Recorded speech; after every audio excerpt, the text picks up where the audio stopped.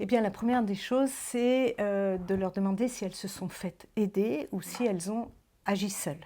C'est la première des choses et ça fait toute la différence.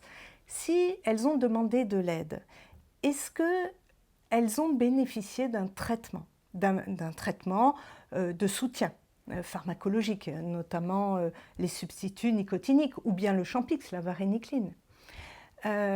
Si c'est le cas, est-ce qu'on leur a proposé une démarche progressive? Parce que comme on disait juste avant, c'est tout de même plus sécurisant pour la personne de s'aventurer pas à pas avec une réduction sous traitement. Et si on leur a proposé cette démarche, qu'elle s'est fait aider, est-ce qu'elle a réellement été accompagnée?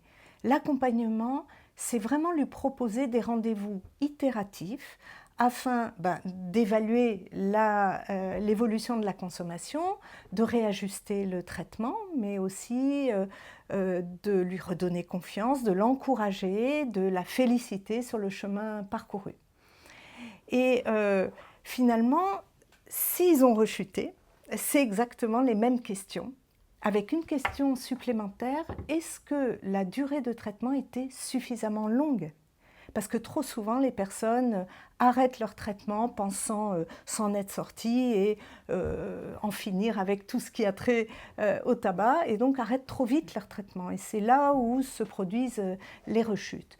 Mais bon, finalement, même si l'accompagnement a été bien fait, qu'ils ont pris leur traitement suffisamment longtemps, que tout va bien, même au bout d'un an ou deux, il peut survenir une rechute parce que, non pas parce que la personne a encore des pulsions à fumer, mais parce que, au contraire, elle pense être complètement sortie du tabac, ne plus avoir envie, pouvoir gérer, être plus fort que le tabac et pouvoir reprendre une cigarette comme ça lors d'une soirée de manière occasionnelle. Et se produit la rechute.